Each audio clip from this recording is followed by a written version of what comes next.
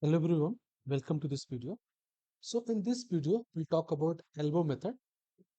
So in previous videos, I already talked about what is clustering, what is k-mean clustering, what how actually how k-mean clustering works, what is math behind it, and even we are able to implement k-mean clustering in Python and through Scratch code as well. So last video, I already talked like asked there is a question how many cluster it needed for a data for a given data. So for in that case elbow method is very helpful. So let me explain you how it works. So basic thing is that elbow method is just a technique used to determine the optimum number of cluster in a given data. But how it will work, let me explain you. See, suppose I have a one cluster, okay, only one cluster. There are some data and this is my centroid. So what we'll do, actually we'll calculate distance from each point. Okay. So here you can see we are calculating each point distance from the mean. It's called WCSS within cluster sum of square. Okay. So here we'll calculate WCSS within cluster sum of square. So suppose you maybe WCSS you are getting for a cluster 1 maybe 20. Okay. Now same data you convert it into two cluster. Okay. Now you have WCSS is equal to WCSS1 plus WCSS2 as you have two cluster. So WCSS will become from WCSS1 plus WCSS2. And suppose this value is maybe let's take maybe 1 3. It means just lesser than this 20, right? How it is possible? Because now your data point is very near to centroid. Here also your data point is very near to centroid. So if you calculate distance, definitely that distance value is decreased. In this way, suppose you have a 3 cluster, again you are calculating WCSS.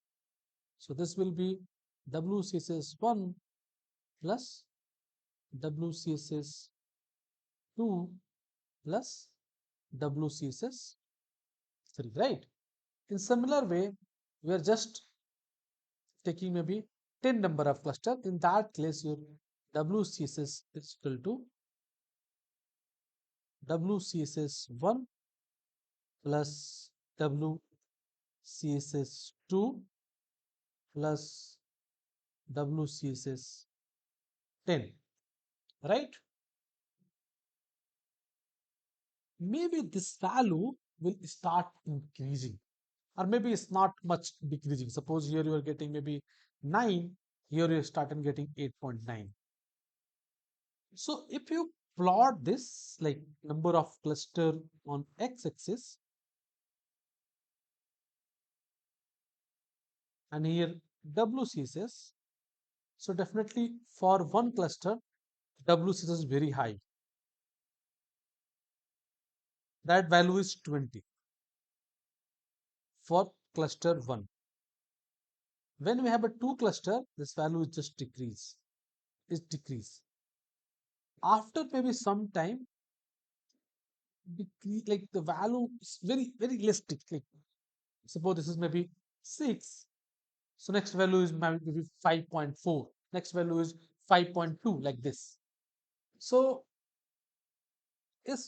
if there is no significant decrease in WCSS, we need to stop. So we can say maybe number of 3. So basically we can say 3 cluster is optimum cluster of the provided data. So this method is called algo method, right? So how algo method will work? Actually, you just write a code where write a loop maybe 1 to 10. Take first cluster, then 2 cluster, then 3 cluster. Each time find WSS, then plot the WSS, and then see When it's just a decrease in the WCSS very less, select that number of cluster. Okay. So, the WCSS equation is just, difference between your basically sum of square where you taking centroid and each point. This is the WCSS equation. So I believe now you are able to understand how elbow method is working.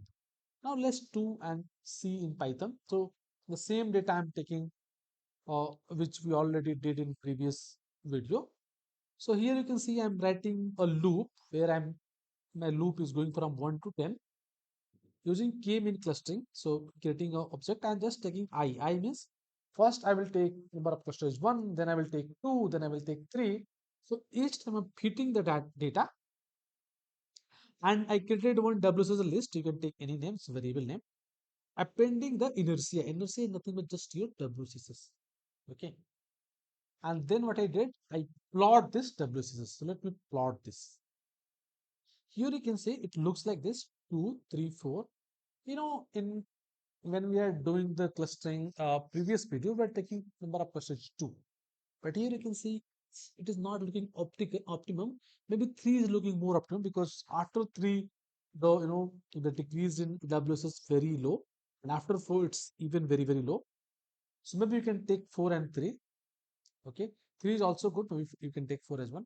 So whenever you have a confusion whether you are taking 3 and 4, there is another approach to do this. So you can take number of cluster 3, then take number of cluster 4, and calculate either DB index or maybe stability score and check whether which is giving better. Okay, so I will talk about stability score as well in coming videos.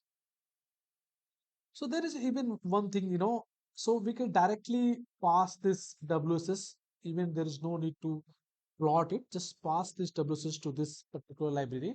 So key locator, and it will locate how many number of clusters is needed. So this key locator is saying number of three three cluster is actually optimum number of cluster for the provided data. And when we can see in this graph after three, the value of WCSS is decreasing very slow, right? So this particular key locator is also very helpful if you are not able to take a decision just watching this plot. So in that case, you can definitely go for key locator as well. Okay. So I believe now you are able to understand whenever you have a data, if you don't know how many clusters is needed, check with this elbow method. Elbow method is very, very helpful to find how many clusters needed. Then after you can go for k-mean clustering. So once you decided, suppose you decide number of 3 clusters needed, now I can go with the data,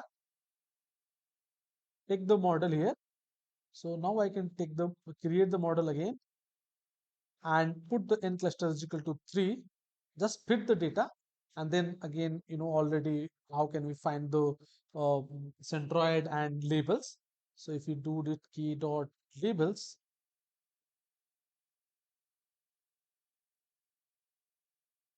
sorry, so you'll find the label. And if you want to see the data, so in data you can add this. So let me write here, keep the label here.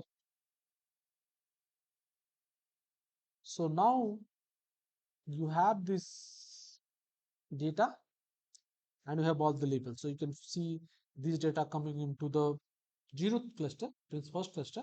This data coming into the second cluster. This is going to the third cluster, and this is again coming to this 0th cluster.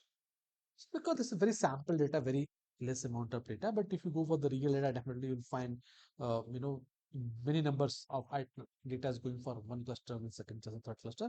Here you can see only one data is going to second cluster because we have very less data. You only take, there is only a 1 4 number of samples. So that's why. So this is the way how can implement the k-mean clustering. So definitely algo method is very, very helpful to identify how many cluster is needed for clustering for a given data. Okay. Now the last point is still we need to discuss, that is how to check accuracy of your cluster, right? So I told you like the stability score is very, very helpful to find which cluster is giving more accurate. So we'll talk in the next video But anyway, we are able to complete the k-mean clustering here. Okay, so there is three topics. So first we discuss how the math behind the k-mean clustering. Then we discuss how to implement k-mean clustering. Now in this video, we talk about how we decide how much optimum number of cluster for a provided data. So if you already gone through previous videos and now in this video, so I believe we are able to apply k-mean clustering on a even on a industrial data because it's very very simple and straightforward. So thank you for watching this. I hope you are able to understand this k-mean clustering topic. Thank you.